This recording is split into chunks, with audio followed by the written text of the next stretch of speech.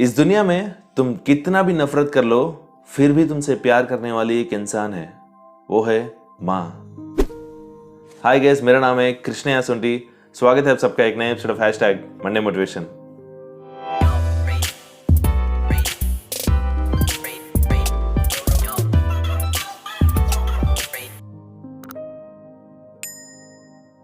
तो दोस्तों, इस हफ्ते की कहानी शुरू होती है एक ऐसे इंसान से जिसका सैलरी 2 लाख से ज्यादा है। वो हमेशा बहुत बिजी रहता था। एक दिन ऐसे ही घर वापस आया था अपने सैलरी के साथ। घर वापस आने के बाद सोफे पे बैठा और उसकी माँ को बुलाया था। माँ को बुला के कहा कि माँ, तुम 1 लाख तुम्हारे पास रख लो, जो तुम चाहे तुम कर लो, और हाँ समझ लेना तुम्हारा कर्ज मैंने पूरा कर दिया, माँ का कर्ज। ये सुनने के बाद उसने बोला कि नहीं नहीं बेटा, मुझे क्या जरूरत है इन पैसों की, तुम ही रख लो। फिर उसके बाद यही बात 2-3 बार उसने दोहराया था। माँ का कर्ज चुका रहा हूँ, तुम्हारे पास रख लो, जो तुम चाहे वो कर लो, माँ का कर्ज, माँ का कर्ज। इसके बारे में 2-3 बार कहने के बाद उस माँ को गुस्सा आया था। कहने लगे कि अच्छा ठीक है बेटा, तुम मेरा कर्ज चुकाना चाहते हो ना, तो ठीक है, एक काम करो, ये पैसे तुम ही रख लो।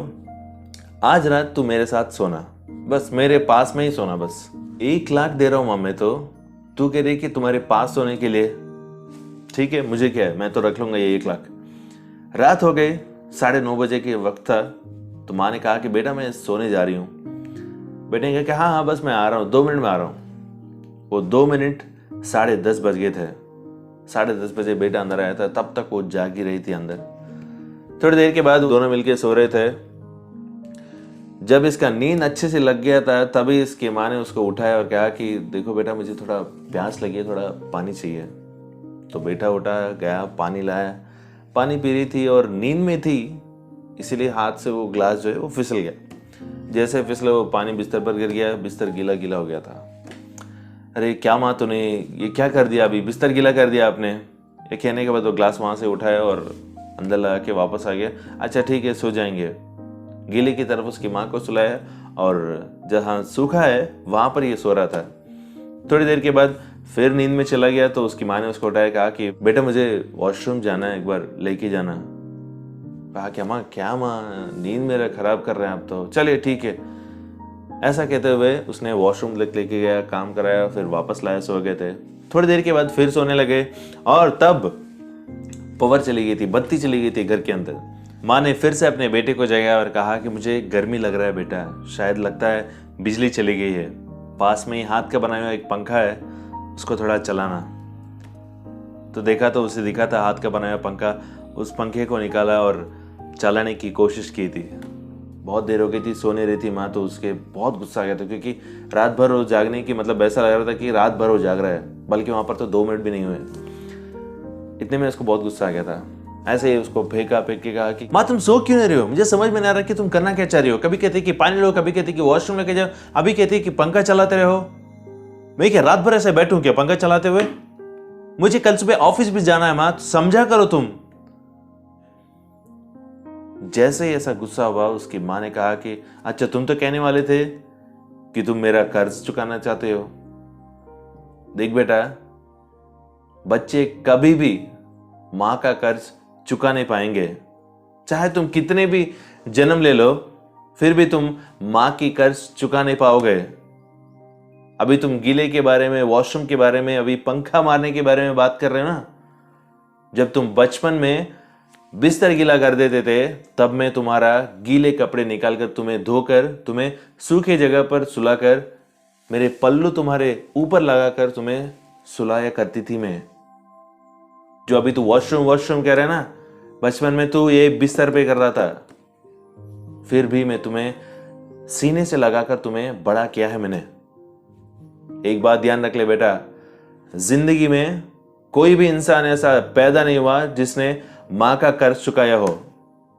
एक रात तुम तुम्हारी माँ की सेवा नहीं कर पाए, तुम कर्ज क्या चुकाओगे? अभी तो बिजली 24/7 रहता है। जब तुम्हारे बचपन का समय है तब तो 4-4, 5-5 रात भर कभी कभी बिजली नहीं रहती थी घर में। तब मैं पंखा चलाते हुए बैठती थी बेटा। भले ही तुम सो रहे हो, फिर भी मैं पंखा चलाती थी, क्योंकि मेरे बच्चे जाग न जाए, ढंग से सो पाए रात भर। यह सुनते ही उसके होश उड़ गए थे और उसके माँ के पैरों पर गिर गया, कहने लगा कि माँ मुझे माफ कर दो, मेरी गलती का एहसास हो गया है मुझे। तो दोस्तों कहानी यहीं पर खत्म होती, लिखने से सीखने वाली बात बहुत बड़ी है। माँ का कर्ज कभी भी कहीं भी कैसे भी हो कोई भी नहीं चुका सकता है, क्योंकि उन लोगों का बलिदान ऐसा है। हमारा जन्म देना ही एक बलिदान है उनके लिए, एक पुनर्जन्म है उनके लिए। हमारे माँ बाप को कुछ नहीं चाहिए, उन्हें ये पैसे गाड़ी ये कुछ भी नहीं चाहिए उन्हें तो बस चाहिए उनके बच्चे अपने साथ रहना। दोस्त एक बात कहना चाहता हूं मैं, दिन में तुम चाहे कितना भी बिजी रहो, लेकिन तुम्हारे माँ बाप के लिए तुम हमेशा अवेलेबल रहो। अगर वो लोग कॉल करते हैं तो कॉल उठाओ, बात करो उनसे। कुछ लोग ऐसे भी सोचते हैं अभी कि मैंने मेरे माँ बाप के लिए बहुत कुछ कर लिया, गाड़ी खरीद दिया, ये दिया वो दिया, मैं बात भी करता हूं। आप बात करते हैं क्या? वो आपसे बात करते हैं खुल के? इस वीडियो के माध्यम से एक ही रिक्वेस्ट है मेरा, आपके पेरेंट्स के साथ आप टाइम स्पेंड कीजिए, बात कीजिए, बैठिए, उनकी बातें सुनिए।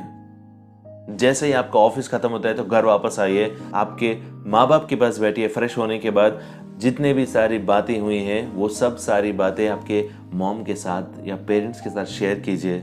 उन्हें भी बताने दीजिए, उन्हें भी बात करने दीजिए, सुनिए उनकी बात भी। और एक बात नोटिस कीजिए, जब ऑफिस से जब वापस आकर आपकी सारी बातें जब बताते हैं आपके पेरेंट्स को, उनके आंखों को देखिए एक बार, क्या आपको उन आंखों में कोई चमक दिख रही है? जिस तरह आप बचपन में स्कूल से वापस आने के बाद आपकी सारी बातें बताते हैं, वही चमक क्या आपको दिख रही है? एक बार नोटिस कीजिए। अगर ये कहानी आपको पसंद आई तो आपको ये वीडियो को लाइक करने की कोई ज़रूरत नहीं है, बस आप आपकी माँ को जाकर एक गले लगाइए, एटलीस्ट 10 सेकेंड्स। अगर आपकी माँ आपके पास नहीं है तो उन्हें फ़ोन कीजिए, बात कीजिए, नहीं तो उन्हें याद कीजिए, एटलीस्ट उनके लिए थोड़ा सा टाइम स्पेंड कीजिए, बस उससे ज़्यादा कुछ नहीं चाहिए। तो दोस्तों आशा करता हूँ ये छोटी सी कहानी आपकी ज़िंदगी में थोड़ा तो बदलाव लाएगी, और मिलेंगे अगले सोमवार सुबह 10 बजे मेरे YouTube चैनल पर।